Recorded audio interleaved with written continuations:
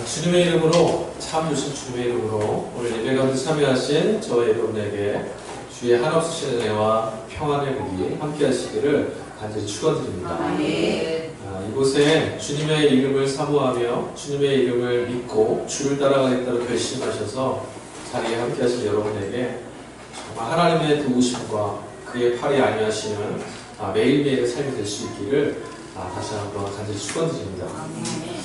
여러분, 우리들의 신분은 그리스도인입니다. 저와 여러분의 신분은 누가 뭐래도 오늘 이 시간만큼은 분명하고 확연하게 드러납니다. 성도. 그리스도를 본받고 그리스도를 따르고 그리스도와 살아내신 삶을 우리의 삶으로 여겨 살아가겠다고 결심한 사람들. 그래서 오늘도 우리는 한 주간의 삶을 세상 가운데서 매몰되지 않고 하루를 구별하여 그리스도를 따르는 사람들의 모임으로 이곳에 함께하고 있습니다. 한 주간 여러분 어떻게 사셨습니까? 정말 그리스도와 함께, 주님과 함께, 예수님과 함께 더불어서 하루하루를 순간순간마다 함께 거니셨습니까? 예수님이 여러분의 삶에 찾아오셔서 여러분들의 매일매일 시간마다 어렵고 힘든 일이 있어도 또 슬프고 고난한 일이 있어도 위로도 해주시고 새로운 꿈과 소망을 가질 수 있도록 지지도 해주시고 또 그런 주님이 보이고 그런 주님이 감사해서 기쁨으로 한 주간을 살아내셨습니까? 제가 질문을 계속할수록 여러분의 답변은 점점 작아진다는 걸 알고 있어요. 그래서 질문을 계속하는 거예요. 여러분, 우리가요 그리스도인입니다. 예수님을 따라 사는 성도들입니다. 무슨 일이 있어도 세상의 가치와 다른 어떤 누군가를 쫓지 않고 예수님 따라 살겠다라고 결심한 사람들입니다. 그러니 우리들이 살아가는 삶의 내용은요 모든 것이 목적을 갖고 있어야 되는데 그 목적은 하나여야만 합니다. 예수를 따르며 사는 삶을 살기 위해서 우리는 그것이 목적이 되어야 되고 나머지들은 그 목적을 위한 우리들의 걸음, 그 걸음을 위한 수단, 그 걸음과 수단을 함께 나눌 수 있는 그 시간들로 채워져야 합니다. 그런데 우리의 삶은 늘 어렵습니다. 어떤 게 어렵냐면 물리적으로 다가오는 이 세상의 삶도 어렵지만 성도로서의 삶의 자리와 정체성을 지키며 살아가는 것도 그닥 쉽지 않다라는 게 참 어려운 일입니다. 제가 모두의 지금 질문을 드렸죠. 예수님께서 우리와 함께 하심을 경험하고 정말 가까이 계신 그 주님과 매일매일의 시간을 함께 나누며 사셨습니까? 그게 가깝게 느껴진 시간이 많지 않다라는 게 우리를 어렵게 합니다. 초대교회 성도들은요 우리와 동일한 어려움과 곤란과 환난을 겪었습니다. 아니, 여러분이 조금만 정직하게 성경을 열고 읽어보시면 그들이 경험한 삶의 무게는 우리하고 비할 바가 아닙니다. 다 알고 있습니다. 그 성경 안에서 우리가 만나는, 아니 역사 속에서 만나는, 우리의 과거 속에서 만나는 우리의 신앙의 선배들, 그들의 삶은 어땠습니까? 그들은 우리보다 훨씬 못한 삶의 자리에서도 늘 주 예수 그리스도와 동행하며 그들의 삶의 무게를 기쁨과 감사함과 찬양함으로 견뎌냈습니다. 그럼 우리 질문해봐야 됩니다. 이들은 뭔가 좀 특별한 사람입니다. 과거에 있었던 사람들은 우리 현대인들보다 의지나 결단이 강해서 그들은 우리가 좀 다른 것인가? 아니면 그 시대에 그들이 경험했던 복음은 오늘 우리들이 알고 듣고 믿고 있는 복음과 좀 다른가? 다른 게 없습니다. 똑같습니다. 그런데 왜 차이는 벌어질까? 제가 설교를 결론을 먼저 내고 얘기를 풀어가야겠네요. 결론은 하나입니다. 초대교회 성도들과 우리 신앙의 선배들은 예수님과의 거리가, 삶의 거리가 아주 가까웠습니다. 오늘 우리들과 예수님과의 삶의 자리는 거리는 아주 멀어졌습니다. 이건 여러분이 스스로 질문해 보시면 답하실 수 있을 거예요. 아침에 눈을 떠서 저녁에 잠자리에 들 때까지 우리가 그리스도와 함께 동행하는 그 거리와 시간은 얼마입니까? 질문해 보시면 내가 예수를 생각하고 예수의 말씀을 듣고 묵상도 하고 기도도 해도 주님은 가까이 계시지 않는 것처럼 지내는 시간이 많음을 알 수 있을 거예요. 초대교회 성도들은 예수님과의 거리가 아주 가까웠습니다. 그런데 여러분, 성경 안에서 서신서에서 만나는 그 성도들이요 사실은 예수님을 실제로 본 사람들은 아닙니다. 사도들과 가르쳐주는 누군가를 빼고는요 초대교회 성도들은 우리가 복음서를 읽고 서신서를 읽는데 이 책을 들고 읽었던 성도들은 예수님 한 번도 보지 못한 사람들입니다. 그럼에도 불구하고 그들은 예수님과 아주 가까이 살았습니다. 왜 그랬을까요? 예수님은요, 우리의 불가능한 삶의 자리에 찾아와 주시는 하나님이십니다. 우리가 불가능 속에 허덕일 때 그 현장 가운데 찾아오셔서 불가능을 가능으로 통과할 수 있도록 우리의 손을 붙들고 가시는 하나님이세요. 그런데 우리는 현실 속에서 우리의 불가능한 현실과 환경이 경험됐을 때 우리의 손을 붙들고 가시는 주님을 바라보지 못합니다. 초대교회 성도들에게 있어서 예수님은요, 그들의 삶을 지탱해낼 수 있고 그들의 의지를, 그들의 생명을 오직 이끌어 가실 수 있는 한 분으로 여기며 살았습니다. 그들은 자신의 삶과 자신의 가정과 자신의 교회 공동체를 온전하게 유지시켜갈 수 있는 마지막 힘이 바로 예수님께 있다고 믿었습니다. 그들은 하루를 시작할 때, 또 하루를 닫을 때, 언제 어디서나 이 모든 것을 가능하게 하시는 분은 예수밖에 없다라고 믿으며 살았습니다. 우리는 어떤가요? 아침에 눈을 뜰 때 우리는 이렇게 생각합니다. 오늘 하루를 뭘 할까? 어떻게 할까? 계획을 세우며, 그래서 누구를 만나서 이 일을 처리하고, 어떤 것을 좀 해서 잘 좀 이끌어가고, 그거 안 되면 어떡하지? 그 다음 수는 뭐지? 바쁘고 힘겹게 우리의 생각과 계획을 살아냅니다. 그러다가 그 계획이 뭔가 틀어졌을 때, 그러다가 우리가 예상했던 것과 다른 무엇인가 부딪혔을 때, 그때서야 우리는 주님을 기억합니다. 토마스 멍어라는 사람이 쓴 내 마음 그리스도의 집이라는 책이 있습니다. 동화책이 아주 얇습니다. IBF에서 나온 책으로 알고 있는데 그 책 한번 읽어보세요. 아주 좋습니다. 소년이 예수님을 만났습니다. 예수님이 찾아오셨어요. 그래서 자기 집에 모셨습니다. 너무 좋았습니다. 너무 행복했습니다. 예수님과 매일매일 함께하고 대화하고 나누고 너무 행복했어요. 하루가 지나고 이틀이 지나고 시간이 계속 지나다 보니까 친구들이 찾아서 놀러가자고 합니다. 그래서 막 놀러 나갑니다. 주님 부르세요. 야, 어디 가냐? 좀 갔다 올 때 잠깐 기다리세요. 한두 번 그러더니 다른 일이 생겼습니다. 학교 갔다 와서 공부해야 돼. 좀 기다리세요. 점점 그리스도께서 이 친구를 기다려주는 시간이 길어집니다. 책을 꼭 읽어보세요. 제가 이제 스포일러 그만할게요. 그 책에서 제가 봤을 때 처음 느꼈던 건 그거예요. 나는 주님은 나와 이렇게 가까이 계시려고 찾아오시는 나는 주님과 얼마나 가까이 살고 있는가. 초대교회 성도들은요, 예수 그리스도와 아주 친밀했습니다.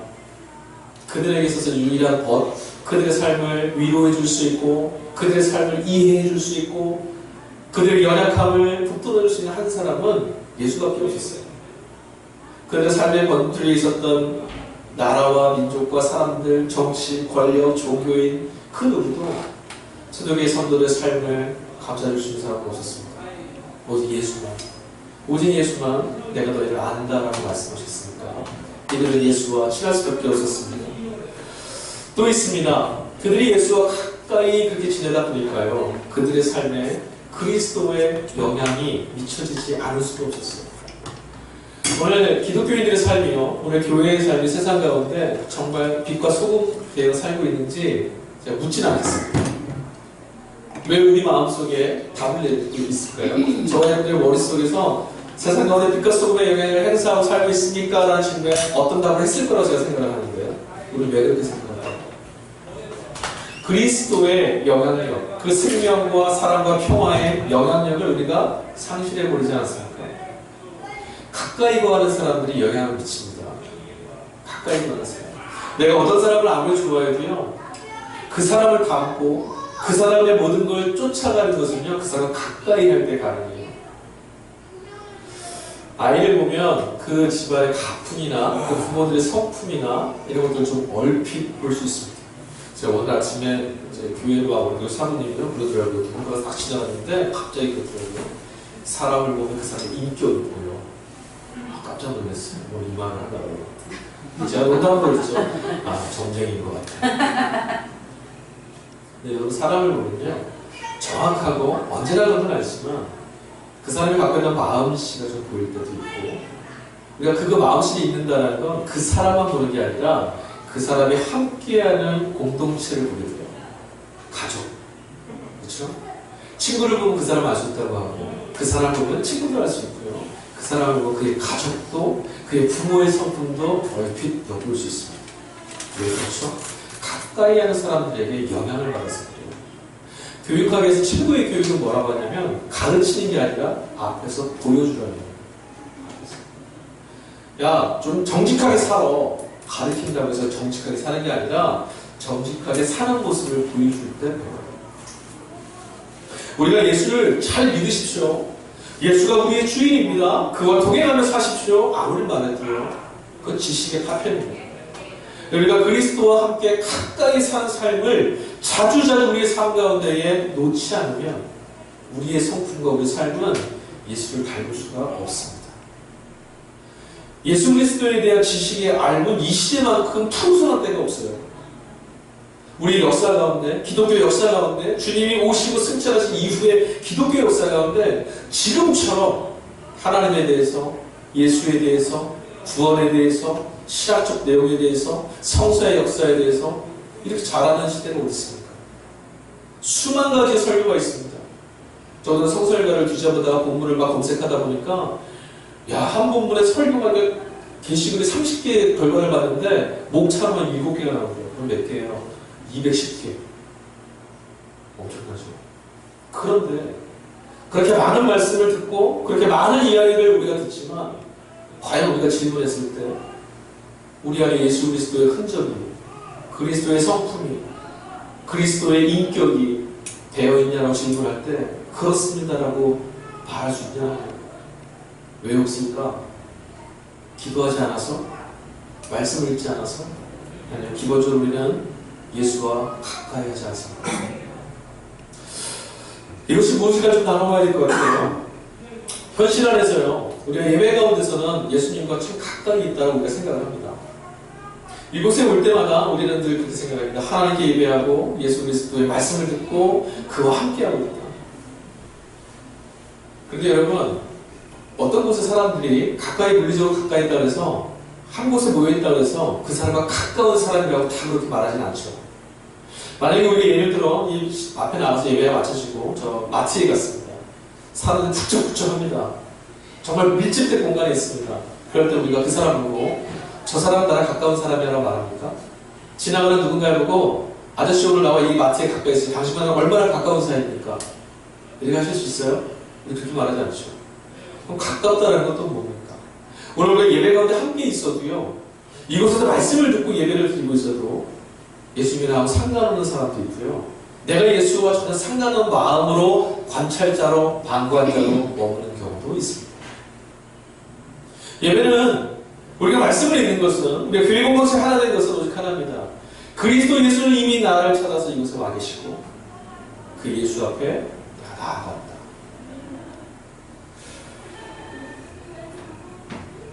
현실에서 경험하는 우리들의 삶이 예수님과 멀어지는 이유는요, 거리감이 있는 이유는 우리의 삶 안에 예수 그리스도가 우리의 삶의 목적이고 해석이며 우리 삶을 인도하는 표본이 된다는, 우리의 걸음을 이끌어주시는 주님이시라는 이 주인이시기 때문에 없어집니다.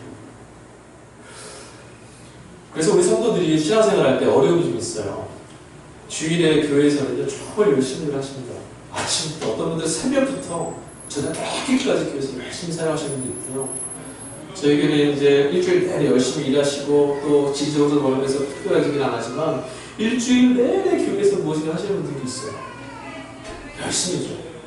아주 열심히 봉사하고 섬깁니다. 그런데 교회 공동체라는 것을 때 나의 삶, 나의 시간, 나의 공간에서는 너무 지쳐서 그런지 예수님을 저 방에다 살짝 모셔두시고 예수님의 가치, 예수님의 뜻, 예수님의 마음 전혀 고려하지 않고 내 생각, 내 계획, 내 마음, 내 옆에 사람들이 말하는 것, 세상이 내게 요구하는 것, 그것만 들으며 살아요. 그래서 우리는 이야기합니다. 늘 왜 이렇게 공허하지? 왜 신앙생활 하는데 왜 이렇게 힘들지? 왜 이렇게 지치는 거지? 이유는 하나예요. 주님과, 생명이신 주님과의 거리가 멀어져 있었어요. 가까운 사이가 아니라서 그런 거죠. 오늘 본문 같이 읽은 복음서 요한복음 말씀 보면요, 예수님께서 이제 제자들 앞에 한 말씀을 하셨어요. 뭔 말씀을 하셨냐면 내가 곧 너희를 떠난다. 이제 곧 너희를 떠날 것이다. 그 제자들의 분위기가, 이 말씀을 듣는 제자들의 분위기가 어떠냐면 아주 참담했습니다. 침울했습니다. 아주 좌절됐었고 슬펐습니다. 3년 내내 예수 그리스도께서 함께 하시면서 가르쳐도 주시고 때로는 좌절됐을 때 이건 이거야. 하나님이 너랑 함께 계셔. 앞으로의 우리의 걸음은 이럴 거지만 주님이 하나님이 널 도우실 거야. 세상이 우리를 너에게 시련과 환난을 갖춰 너 그때 변절하려고 나처럼 한번 걸어봐. 너희 앞에 나타나는 다른 사람들을 볼 때 지나치지 마라. 하나님이 그들도 사랑하시는 분이시지 않니? 예수님께서 가르쳐 주셨단 말이에요. 그래서 그들이 매일매일 자신의 마음대로 막 무너져 내리려고 할 때도 주님이 함께 하셔서 가르쳐 주시고 지지해 주시는 것 때문에 힘도 갖게 되고 위로도 갖게 되고 마음의 용기도 갖게 되고 3년간의 예루살렘을 향한 이 걸음을 잘 걸어왔었어요. 이제 목적지 예루살렘에 왔습니다. 예언의 말씀처럼 메시아가 되셔서 이 땅을 바꾸실 분으로 생각했는데 갑자기 뜬금없이 말씀하셨어요. 내가 곧 너를 떠날 거다. 깜짝 놀랐죠. 그 뒤에 말씀을 좀 빼고 상황만 한번 좀 봤으면 좋겠어요. 제자들, 지금 예수님의 말씀을 들은 제자들의 그 자리는 어저께까지 살아왔던 우리들의 삶의 자리와 같습니다. 예수님이 멀리 떠나시면 멀리 계시는 그 자리. 차이가 하나 있습니다. 제자들은 지금 예수님이 멀리 가신다는 것을 견딜 수가 없었습니다. 그렇게 살 자신이 없었어요. 근데 우리는 지난 한 주간의 삶 가운데 예수님이 멀리 계시는 거 인식 못하고 살았습니다. 오늘 감리교회적으로 절기를 지키는 감리교회 절기상으로는 존 웨슬리 목사님, 감리교회 창시자 존 웨슬리 목사님 회심 기념하는 주일입니다. 존 웨슬리 회심 기념주일이라고 해요. 존 웨슬리 목사님은 원래 성경의 사제였습니다. 그러니까 아버지가 성공의 목사님이었거든요. 존 웨슬리 목사님은요 아주 수지였습니다. 옥스퍼드 출신이고요. 언어에도 능통했고 학문적으로 아주 능통했던 사람입니다. 지적으로는 당대 최고라고 해도 괜찮은 것 같아요. 독서량도 엄청납니다. 존 웨슬리 목사님이요 성공의 사제였으면서도 그가 열심히 사역했었습니다. 나는 목사야. 그래서 하나님의 말씀을 설교도 많이 했었습니다. 그리고 선교도 갔었습니다. 미국으로. 존 웨슬리 목사님이요 평신도 때 간 게 아니라 목사로서 갔습니다. 선교로 갔다가 푸른 꿈을 안고 마음에 주의 명령을 가슴에 담고 미국에 갔습니다. 선교지에 가서 목사님은 어떻게 하셨을까요? 능력도 좋고 지식도 많고 예수도 오래 믿어왔고 말씀도 잘 알고 설교도 잘 했던 분이에요. 그의 선교는 어떻게 됐을까요? 대실패했습니다. 스스로의 자괴감이 몽땅 무너져 버려 돌아왔습니다. 왜 이렇게 됐지? 웨슬리 목사님이 조지아주에 선교를 하러 갈 때 배 안에서요 대서양을 건너갔을 때 큰 사건을 하나 경험합니다. 아시겠지만 제가 말씀드릴게요. 대서양을 건너가는데 풍랑이 일었습니다. 지금이야 아니죠. 지금도 무섭죠. 아무리 큰 배를 타고 가도 대양 한복판에서 만나는 풍랑은 정말 무시무시한 공포라고 합니다. 뱃사람들 수십 년을 그 뱃사람 일을 했던 사람들도요 큰 풍랑을 만나면 목숨을 걸고 사투를 해야 돼요. 근데 그 시대는 돛을 달고 나무로 만든 배를 타고 건너야 되잖아요. 근데 대서양 한복판에서 큰 파도를 만나고 풍랑을 만났습니다. 배가 흔들립니다. 죽을 것 같습니다. 배가 짜게지는 소리가 막 납니다. 얼마나 무서웠는지 그의 일기는 말합니다. 너무 두려웠다. 가판에 올라가 보니까 근데 가판 한복판에 몇 명의 사람들이 모여서 옮기는 게 모여있는 게 보였어요. 반대 그들이 무엇을 하냐 봤더니 찬양하고 기도하다고 해요. 이 사람들 뭐지? 그리스도인인가 보다. 저 사람들 뭐야? 보고 있었습니다. 근데 그들의 파도가 아무리 넘칠 대로 넘쳐나고 사람들의 아우성 소리가 들려도 그거와 아랑곳 없이 찬양을 하고 있었습니다. 웨슬리 목사님은 그때의 장면을 이렇게 말합니다. 찔려왔다. 나는 두려운데 저들은 왜 두렵지 않을까?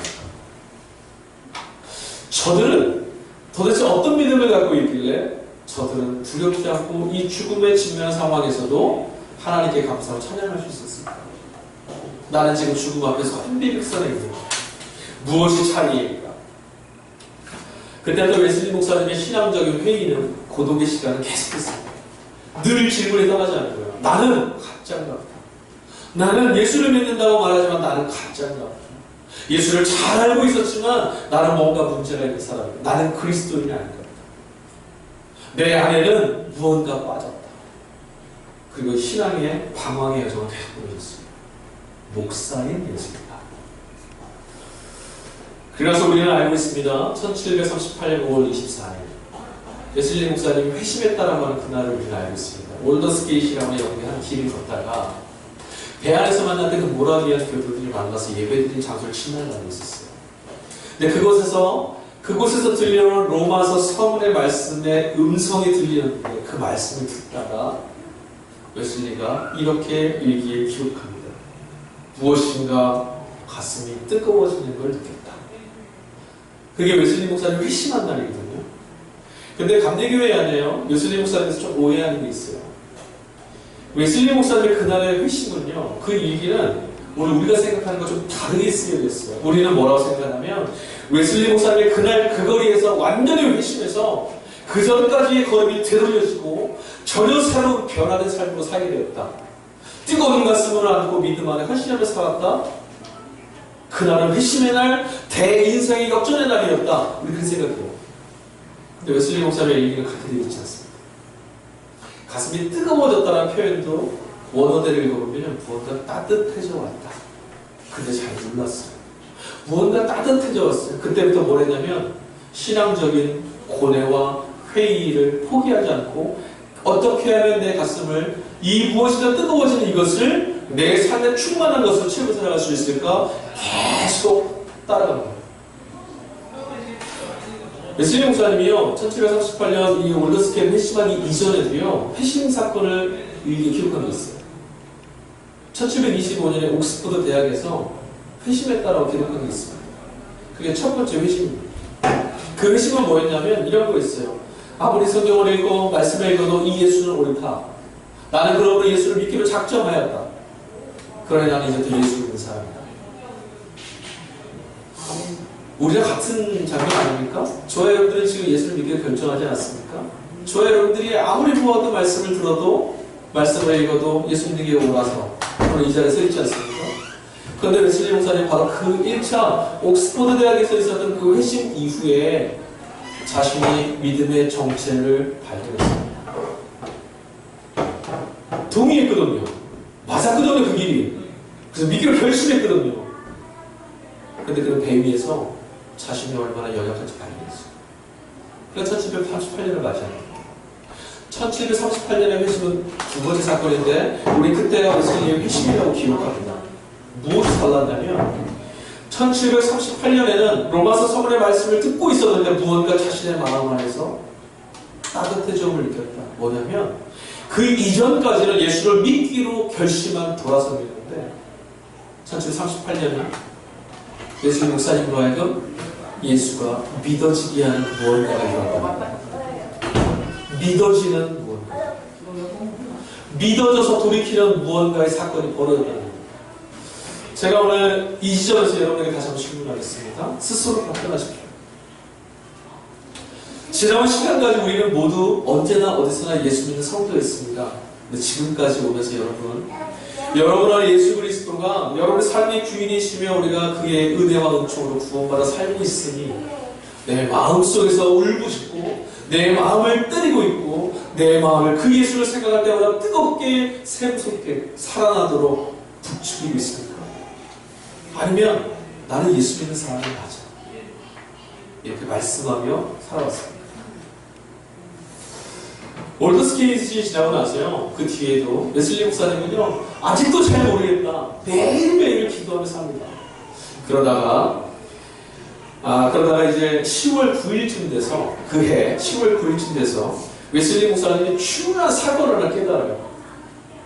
무엇을 읽었냐면 책을 한번 읽었는데 조나단 에드워드의 책을 읽다가 중생한 그리스도인에게는 반드시 성령 충만이 있어야 되는구나. 그걸 깨달았어요. 중생한 그리스도인들은 성령의 충만함을 경험해야 하는 거구나. 몰랐어요, 그전까지. 근데 배에서 만났던 모라비안 교도들과 나와의 차이는 성령이 그들 안에 충만해서 그들을 하여금 믿어지게 했고, 그들을 하여금 하나님을 보게 했고, 그들을 하여금 예수를 따라가게 하도록 인도해 주셨다고. 나는 내 발로 걸어가려고 몸부림쳤어. 그걸 깨달았어요. 그래서 10월 9일부터요, 웨슬리 목사님이 무엇을 두고 기도를 계속하셨냐면, 작정하며 기도한 게 나도 성령의 충만을 경험하게 해주십시오. 은혜를 간구하면서 계속 기도했대요. 그리고 나서 바로도 성령의 충만을 경험한 게 아니에요. 그 다음에 1739년 1월 1일 그의 일기에 이렇게 써 있습니다. 편터라인이라고 하는 신자들이 모여 있는 자기 애참 모임에 가서 같이 말씀을 듣고 기도하는데 성령 충만을 경험했다라고 하면서 이렇게 일기에 썼습니다. 새벽 3시경 기도를 계속하고 있는데 하나님의 능력이 강하게 임하였다. 많은 사람들이 넘치는 기쁨으로 소리쳤고 또 많은 사람들이 땅에 엎드렸다. 이렇게 기도하고 있습니다. 그 이전까지 웨슬리 목사는 이런 걸 몰랐습니다. 자신의 시간을 정해서 자신의 때를 정해서 하나님 앞에 기도하고 열심히 하고 규칙을 정하고 나는 이렇게 하나님을 믿는 사람이야 라고 말은 해봤지만 자신의 마음 가운데 하나님의 주도적으로 이끌어주시는 은혜를 경험하지 못했거든요. 나는 하나님을 믿겠다고 작정한 그리스도인이었지 하나님의 전폭적으로 역사에서 믿어지게 하는 그리스도인을 임을 경험하지 못했거든요. 웨슬리 목사님의 회심은 1738년에 있었던 그 한 사건으로부터 내가 믿는 게 아니구나. 그리스도인의 믿음은 하나님께서 우리에게 주신 생명을 누리는 것은 내 의지로 믿어지는 게 아니라 하나님의 전폭적인 은혜로 가는 거구나 깨달은 사건이었다는 거죠. 우리는 오늘 얼마나 동안 열심을 냅니까? 아까도 말씀드렸잖아요. 우리 주일에 정말 열심히 삽니다. 매 주일에 예배를 드립니다.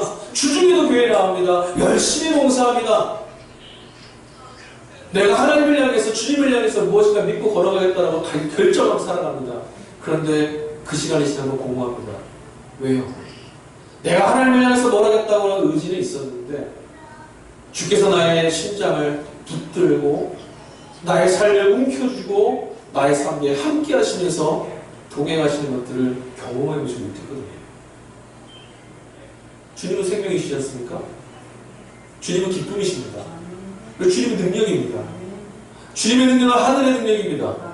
그런 주님이 우리가 함께 하신다면 우리 안에 왜 슬픔이 있고 우리 안에 왜 좌절이 있죠? 우리가 주님이 기쁨이시고 평안이시며 사랑이시고 생명이고 능력인 것 잘 알고 있습니다. 그래서 그렇게 믿겠다라고 결정합니다. 근데 정말 그 주님이 그런 분이라는 걸 맛보고 계십니까? 하다못해 그런 주님을 맛보겠다라고 웨슬리 목사님처럼 나에게도 이런 은혜를 좀 베풀어 주시라고 나에게도 성령의 충만으로 이 주님을 맛보게 해달라고 이 주님과 함께 그리스도의 완전을 이루는 성도가 되게 해달라고 그렇게 몸부림을 치고 있습니까? 한국의 교회가 개혁되어야 된다고 합니다. 교회는 어떻게 개혁되어야 될까요? 바른 삶을 못 산다고 말합니다. 타락했다라고 말합니다. 어떻게 하면 바뀔까요? 답은 하나입니다. 우리가 신앙을 제대로 회복하면 됩니다. 존 웨슬리 목사님에게는요, 월더스 게이트를 지나고 나서 희망이 생겼습니다. 회심한 이후에 희망이 생겼습니다. 무엇이었냐면, 중생한 성도를 하나님께서 성령으로 충만하게 채워주구나. 예수께서 그 성령에 충만하심으로 함께 하시는구나. 예수님이 지금 내 안에 계신 것처럼 보이진 않지만 성령이 내 안에 계심을 말씀을 통해서 읽었으니 이제 예수님께서는 나와 가까이 하러 오시겠구나. 희망이 생겼어요. 여러분 우리가 성령 충만이 없다고 해서 좌절하면 됩니까? 아니요. 오늘 본문의 말씀 속에 예수님이 약속하셨어요. 내가 떠나고 나면 또 다른 보혜사가 올 것이다. 내가 떠나고 나면 또 다른 보혜사가 올 것이다. 성령이 너에게 임하시면 성령이 너에게 임하시면 이 말씀은 뭐와 연결이 되죠? 예수께서 마태복음 28장에 말씀하셨으면 내가 세상 끝날 때까지 너희와 함께 하겠다. 여러분 주님이 지금 여러분과 함께 하시니 믿어지십니까? 여러분 지금까지 오늘까지 왔던 매일매일의 시간에 내가 알던 모르던 기뻐하던 슬퍼하던 좌절하던 시험을 만났던 예배를 드리던 잠을 자고 있던 그 언제나 주님이 함께 하셨으면 믿어지세요? 예배 드리고 기뻐하실 때 기도할 때는 믿어지셨죠? 그렇지 않을 때는 그때도 주님이 함께 하시면 믿어졌습니까? 성경이 지금 말합니다. 성령을 우리에게 주님이 보내신다고 말씀하셨고 성령이 우리 가운데 가까이 하실 때 오실 때 예수께서 그 성령으로 우리 가운데 함께 하십니다. 그러니 여러분 성도의 회심과 중생은 이미 예수님 안에서는 완성되고 성취되고 이루어진 약속이에요. 문제가 있다면 우리가 이 말씀의 경험을, 이 예수의 경험을, 성령의 충만의 경험을 바라보고 살고 있느냐? 그 경험을 붙잡기 위해서 웨슬리 목사님처럼 성령이 함께 하시는 그 소망과 희망을 회심 이후에도 그 희망을 붙잡고 살아가고 있느냐? 이게 우리들의 신앙의 가장 중요한 문제라고 제가 말씀드리고 있는 겁니다. 초대교회 성도들이 말씀을 들었습니다. 사도들을 통해서, 성도들을 통해서 말씀을 들었습니다. 예수가 누구이시며 하나님이 그 예수를 통하여 우리를 어떻게 구원하실 말씀을 들었습니다. 그래서 그 초대교회 성도들이 예수를 믿기를 결정합니다. 사도행전은 그것을 멈추지 않습니다. 그 기록에서 멈추지 않습니다. 사도행전은 그렇게 말합니다. 예수를 알기도 하고 예수를 믿기도 했지만 너희가 성령을 받았느냐? 너희가 성령을 받았느냐? 그 질문이 사도행전의 질문입니다. 너희가 예수를 잘 알고 예수를 믿기로 결심한 것까지 좋은데 그에게로 로마의 황제나 너희를 살게 있는 주인이 아니라 그에게로 가기로 돌아선 것은 좋은데 정말 너희 안에 그분이 너희 안에서 역사하고 계시냐? 너희 안에서 역사하고 계시냐? 너희 밖이나 너희 머릿속이 아니라 너희 안에서 역사하고 계시냐? 그 사도행전의 질문이에요. 초대교회 성도들에게 있어서 희망은 무엇이었냐면 오늘 요한복음에 나왔던 예수의 이 약속이었습니다. 내가 떠나고 나면 또 다른 보혜사가 너에게 갈 거야. 또 다른 보혜사가 너에게 가면 너희를 그의 능력으로 충만하실 것이고 나는 너희와 영원히 함께 할 거야. 초대교회 성도들 존 웨슬리 목사님은 이 말씀이 희망이 되어서 나의 내일에 계시는 그 성령이 나의 희망이 되셔서 나의 오늘을 이끌어 가시는 것들을 바라보며 오늘을 살아내셨어요. 존 웨슬리 목사님이 뭔가 뛰어나셔가지고 오늘 갑자기 놀라운 능력을 경험한 그런 분이 아니라 저와 여러분 똑같은 분이었어요. 저와 여러분처럼 어떨 때는 예수 믿으시다가 어떨 때는 예수 믿어지지 않고 어떤 시험과 선택이 될 때는 내 삶의 내 유익을 위해 선택할 정도로 불안하고 어떤 때는 단호하게 주님을 따라가겠다 말도 하고 혼란스러웠어요. 하지만 늘 질문했습니다. 과연 내 안에는 누가 있는가? 그것이 좌절이 아니라 소망으로 있었다는 거예요. 여러분, 우리는 그리스도인이지만 오늘을 살아가고 있습니다. 오늘을 살아가고 있는 모든 사람들이 힘이 듭니다. 삶은 힘든 것이 사실입니다. 이건 창세기에 나와 있는 정의예요. 땅이 사람의 죄로 인하여 저주를 받았습니다. 그래서 우리 이 땅에 수고하게 살아야 됩니다. 땀 흘리고 수고하고 힘들게 삽니다. 누구나 다 그렇게 사는 세상입니다. 그러나 여러분, 그리스도인들에게는 이 두려움과 좌절과 어려움과 힘들고 고난한 삶을 고난하고 힘든 삶으로 살지 않을 수 있는 특권이 하나 있습니다. 주께로 돌이킨 회심 이후에 머무는 사람에게는 그게 좀 멀게 느껴지지만 그 회심 이후에 거기서 멈추지 아니하고 성령의 충만하신 중생한 성도 안에 함께 하시고 역사하시는 그리스도, 그분을 바라보면서 늘 그분과 동행하기 위해서 몸부림치는 성도들, 그들에게 찾아오시는 성령으로 힘입어서 회심한 이후에도 좌절과 절망의 자리에서 비로소 회심한 성도로서의 기쁨을 누리며 살 수 있게 됩니다. 그리스도인도 좌절이 있습니다. 그리스도인도 고난을 경험합니다. 회심에서도요, 내가 예수를 믿기로 결심해도요, 내 삶에 곤란함은 다가옵니다. 그런데 그 곤란하고 어려운 삶의 자리에서 우리가 그리스도인이 힘들어 죽겠다고 말합니까? 그렇게 안내를 보면 어디서 나옵니까? 우리 안에 함께 하시는 성령의 역사, 우리를 채우신 성령의 충만, 우리가 함께 하시는 예수의 증언이 우리 안에서 증언될 때 우리는 그때서 비로소 기쁘다, 감사하다 찬양할 수 있어요. 두려움이 찾아오는 현실에서도 그 두려운 현실이 현실이 아니라는 게 아니라 현실에서도 그럼에도 불구하고 우리는 하나님이 가까이 하시고 주가 가까이 하셔서 그가 말씀하시는 위로와 소망으로 그 자리를 희망의 언어로 채워갈 수 있다는 거예요.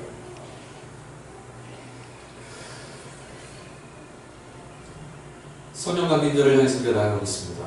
존 웨슬리 목사님 회심한 이후 성령 강림절이 찾아옵니다. 성령은요, 우리가 막연하게 알고 있는 어떤 능력이나 어떤 현상이 아닙니다. 성령은 우리 안에 찾아와 주시는 예수 그리스도의 이름입니다. 우리 안에 찾아오셔서 우리와 함께 하시는 그리스도의 능력입니다. 우리 안에 찾아오셔서 성도들로 하여금 회심의 돌이킴의 자리가 아니라 이제는 내가 끌고 가시겠다고 말씀하시는 하나님의 전폭적인 주권의 역사가 성령 안에 있습니다. 이제는 우리가 몸부림치는 삶의 자리에서 더 넘어 이 회심의 자리를 넘어서서 하나님께서 그리스도 안에서 우리의 삶을 이끌어 가시는 성도들의 넘치는 기쁨, 성도들의 그리스도의 완전을 이루어가는 그 기쁨을 향해서 주가 인도해 가신다는 것을 우리 믿어야 됩니다. 그것을 바라봐야 돼요. 그러니까 성령은 희망입니다. 성령은 성도들의 오늘, 성도들에게 다가올 내일을 약속하시는 희망입니다. 제가 오늘 이 말씀을 준비하면서 이런 생각을 좀 했어요. 아무래도 교리적인 설교가 될 텐데 어떻게 이걸 설명해야 되지? 어떻게 해야 이해가 되지? 성령을 바라보면서 성령과 동행하며 그의 충만을 경험하며 중생을 향해서 어떻게 살아가야 되지는 질문에 뭐라고 말해야 되지? 결론을 이제 내려야죠. 성령의 충만을 여러분 어떻게 경험하셔야 되겠습니까? 기도하고 있으면 될까요? 기도해야 됩니다. 내 뜻, 내 방법대로 하나님이 역사하시면 되는 거니까 기도하십시오. 또요. 성령의 충만으로 산다는 것은 성령의 시선대로, 성령의 역사하시는 대로 나도 그의 시선으로 세상을 바라보고 그의 걸음으로 함께 걸어갈 때만 경험될 수 있습니다. 하나님의 영이신 성령, 예수 그리스도의 영이신 성령이 생명을 살리시고 평안을 가져다 주시며 기쁨과 희락을 주시는 분이심을, 좌절되는 사람을 일으켜 세우시는 분임을 바라보면서 나도 나의 삶 가운데 그런 희망과 결실을 맺어주시는 성령을 자꾸 보려고 하는 겁니다. 그의 역사로 내 눈을 바꾸는 겁니다. 그가 일하시는 것들을 발견하기 위해서 내 눈을 옮겨가는 겁니다. 그가 오늘 내 삶에 역사하시는 것들을 자꾸 발견해 나가는 삶, 그때 성령은 우리 안에서 충만하게 역사하심을 보여주실 거예요. 우리 함께 찬양 하나 하고 오늘 말씀 안에 있었던 예수님 목사님의 회심과 성령, 그의 위로와 내일의 소망, 희망을 다시 한번 기억해 보셨으면 좋겠습니다. 명심하십시오. 오늘 예배를 끝나고 내일부터 살아낸 우리의 삶에 예수님 말씀하셨으면 너희를 고아와 같이 내버려두지 아니하고 내가 너희와 영원히 끝날 때까지 함께하리라. 희망의 말씀 주셨습니다. 무엇과 함께? 성령. 우리는 모두 성령 충만해야 합니다. 성령 충만은 언젠가 오겠지 하면서 기다리는 것도 아니고요. 성령 충만은 회심한 성도들에게서 반드시 필요한 하나님의 역사와 예수님의 주권 가운데 살고 주님과 늘 가까이 하는 성도의 삶을 살아내는 반드시 있어야 되는 성도의 마땅한 길입니다. 그래서 예수님이 주신 겁니다. 내가 너희와 함께하리라. 저랑 같이 부르면서 이 말씀이 무엇인지를 같이 생각했으면 좋겠어요.